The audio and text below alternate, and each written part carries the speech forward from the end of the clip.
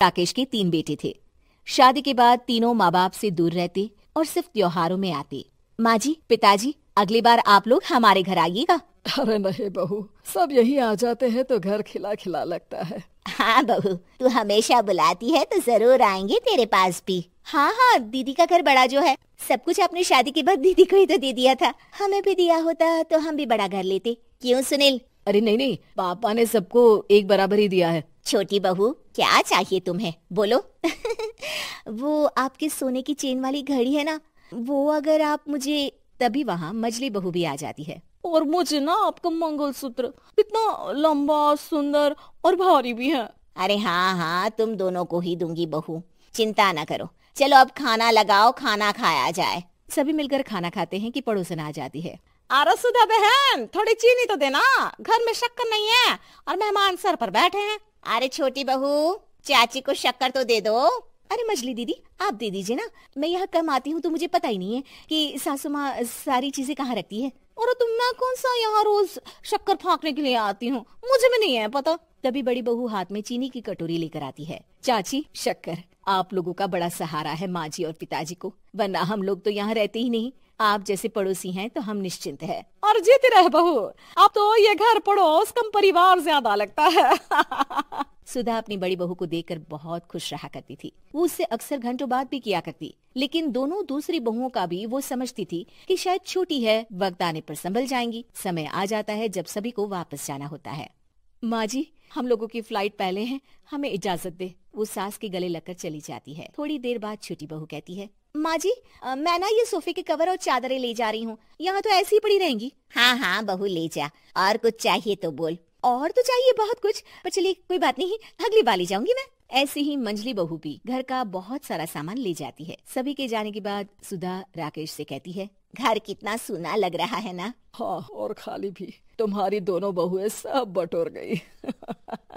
अरे ठीक है ना, हम दोनों ही तो हैं, कितना सामान लगेगा, फिर उन लोगों की नई गृहस्थी, इतना मत सोचा करे। समय बीतता है। ऐसे ही हर साल त्योहारों में सुधा और राकेश के बच्चों की बहू आते और जाते वक्त ढेर सारा सामान पैक कर कर ले जाती। लेकिन कुछ ही सालों में सुधा का देहांत हो जाता है। पिताजी, आप यहाँ अकेले क्या करेंगे, हम लोगों के साथ चलिए। अरे नहीं नहीं बहू, इस घर में सुधा की यादें हैं, मैं उसे नहीं छोड़ सकता हूँ। अब तुम लोगों की माँ नहीं रही।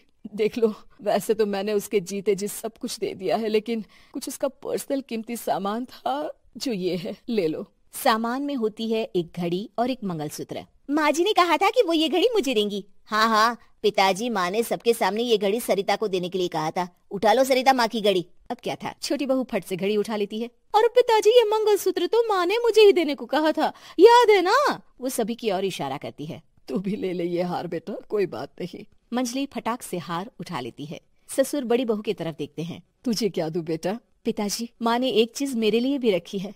सभी के कान खड़े हो जाते हैं कि आखिर सास ने क्या रखा होगा बड़ी के लिए। अरे माँ जी तो दीदी से प्यार भी ज्यादा ही करती थी, हमेशा उनसे बात किया करती। जरूर कोई बड़ी और अपनी प्रिय चीज दी होगी दीदी को। और देख लेते हैं ना, वरना तो हम भी बराबर का बंटवारा करेंगे।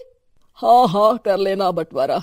लेकिन बड़ी बहू, बताओ तो, सुधा ने क्या रखा है तुम्हारे लिए? अभी तो हम लोग यही हैं पापा जी, जब जाने लगेंगे तो बता दूंगी। बड़ी बहू के मुंह से ये बात सुनकर बाकी दो बहुएं सोचने लगती हैं कि आखिर क्या है जो दीदी को सासू माँ देकर गई हैं। दीदी, ऐसा तो नहीं ना कि पूरे घर का आधा हिस्सा माँ बड़ी भाभी को देकर गई हो? तभी वहाँ ससुर आ जाते हैं। नहीं नहीं, ऐसा कुछ नहीं है। मकान तो तुम तीनों का बराबर से है। देखो, बड़ी बहू से तुम्हारी सास ज्यादा जुड़ी थी, न जाने क्यों घंटों बात किया करती थी। पता नहीं क्या देकर गई है उसे। और ससुर जी, आपको क्या पता, चालाकी से पूरे घर के पेपर में साइन करवा लिए हो, या फिर कोई छुपा गहना। आखिर मकान पूरा तो आपने सासू माँ के नाम ही कर रखा था ना। अब घर में ये सस्पेंस बन जाता है कि आखिर बड़ी बहू क्या लेकर जाएगी। फिर वो दिन भी आ जाता है जब बड़ी बहू के जाने का समय हो जाता है। बेटा, परसों तुम चली जाओगी, बताया नहीं माँ ने तुम्हें क्या दिया? घड़ी और हार जो बेशकीमती था और तुम्हारी सास को सबसे ज्यादा प्रिय था, उसका तो बंटवारा भी हो चुका है। अब तुम्हारी बारी। हाँ पिताजी, आज मैं ये बात बताने ही वाली थी। माँ ने मुझे उससे भी बेशकीमती चीज दी है, और वो है आप। आपसे अधिक प्रिय उन्हें कुछ नहीं था। माँ चाहती थी कि आप मेरे साथ रहें। चलिए पिताजी। बेटा, मेरे पास तो कोई पेंशन भी नहीं है और ना ही कोई प्रॉपर्टी। लेकिन आपके पास संस्कार है पिताजी, जो मेरे बच्चे आपसे लेंगे। तो आपको ले जाने पर स्वार्थ ही है मेरा। चलिए ना पापा। सभी के सामने पिताजी बड़ी बहू और बेटे के साथ उनके घर चले जाते हैं।